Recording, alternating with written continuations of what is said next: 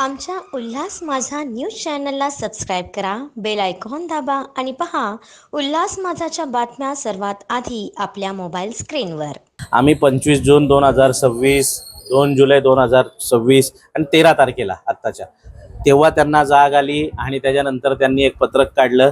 आज जो निषेध आंदोलन जे आम्ही घेतलंय तो पत्रक आम्ही म्हणजे अतिशय ही दिशाभूल देण्याचं करण्याचा जो प्रकार आहे हा शिक्षण मंडळाच्या माध्यमातून झालेला आहे।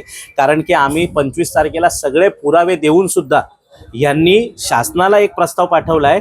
त्या प्रस्तावात यांनी 2024ला त्यांची मीटिंग झाली आहे शाळेची असं दाखवलंय। वास्तविक त्यांची मीटिंग झाली नव्हती, कारण की जर झाली असती तर 2025ला जेव्हा 25 जूनला आम्ही आलेलो तेव्हा शाळेला यांनी पत्र काढलेलं की कागदपत्र घेऊन या, तेव्हा ते आले असते, पण तेव्हा त्यांनी कागदपत्र दाखवलं नाही। सरांनी 30 जूनला शाळेत व्हिजिट मारली, आम्हाला कळवलं नाही, कोणाला कळवलं नाही। ह्या कुठेतरी मनात आहे ना एक पाल चुकतात की कुठेतरी चुकीचे प्रकार घडतायत आणि असं जर घडलं तर निश्चित लोकांचा शिक्षण विभागावर विश्वास उडेल। आम्ही तर या न्यायालयामध्ये आता आम्ही जाणार आहोत, सर्व पालक आमच्या सोबत आहोत, परंतु हा जो प्रकार आहे हा शिक्षक धर्माला काळीमा फासणारा सुरू होतोय, हे कुठेतरी थांबलं पाहिजे। पालकांची शिक्षण विभागाकडे एक खूप आशा असते, एक आस असते, तेवढं नका त्यांना हे करू, ही हाय खूप बेकार असते। नेमकी काय मागणी आहे?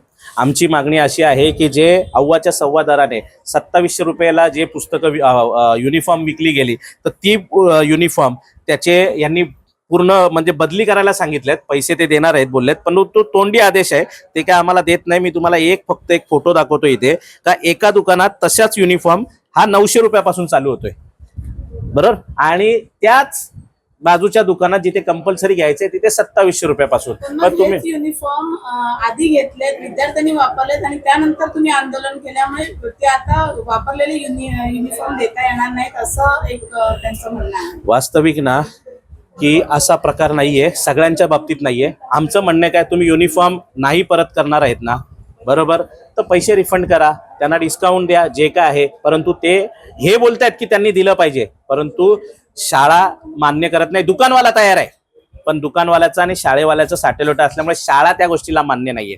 दुकानवाला तयार आहे रिफंड करायला। दुसरी गोष्ट की मला सांगा मॅडम की 1200-1500 युनिफॉर्म एकाच दुकानात कसे काय तयार होऊ शकतील?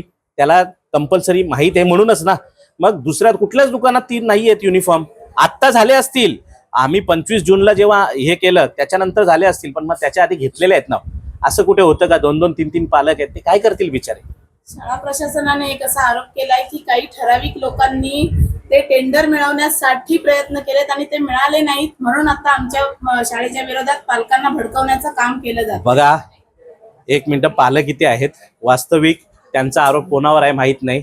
आम्ही त्यांच्याकडे लेखी जर काही पण तसा पुरावा असेल, बघा टेंडर किंवा काही पण, तो फोन कॉल करतो, व्हॉट्सअपला मेसेज करतो, कुठेतरी बैठक करतो, त्या बैठकीची त्यांना तारीख माहीत असेल, कोणाच्या रेफरन्सने गेला असेल हे माहीत असेल, बरोबर, हे असेल तर त्यांनी त्यांच्यापर्यंत न्यायालयीन लढाई लढावी, कायदेशीर तक्रार करावी। पण खोटे नाटे गुन्हे करून आरोप करून तुम्ही काय साध्य करणार?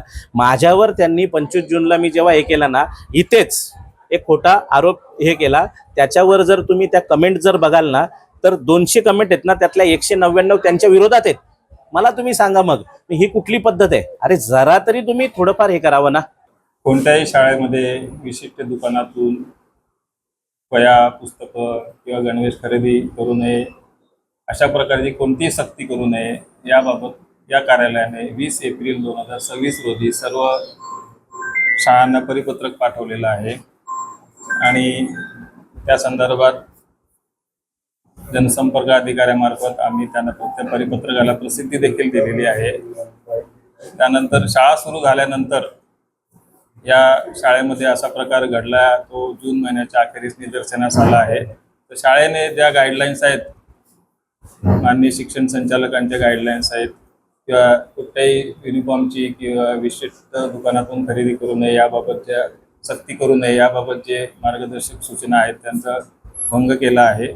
याबाबत आम्ही माननीय विभागीय शिक्षण उपसंचालक मुंबई विभाग मुंबई यांच्याकडे शाळेवर कारवाई करण्यासाठी प्रस्ताव सादर केलेला आहे। यापूर्वी पण आपण हेच उत्तर दिलेलं, आज पुन्हा त्यांनी आंदोलन केलंय, त्यांचं आंदोलन तर मग कधी हे सगळं संपणार आहे किंवा काय? शाळेवर कारवाईचा प्रस्ताव आम्ही माननीय विभागीय उपसंचालक कार्यालयात सादर केलेला आहे. त्यानंतर विभागीय उपसंचालकांचे जे काही आदेश येतील शाळेवर कारवाईचे, ती कारवाई या कार्यालयामार्फत केली जाईल. आमच्या उल्हास माझा न्यूज चॅनलला सबस्क्राईब करा, बेल आयकॉन दाबा आणि पहा उल्हास माझाच्या बातम्या सर्वात आधी आपल्या मोबाईल स्क्रीनवर.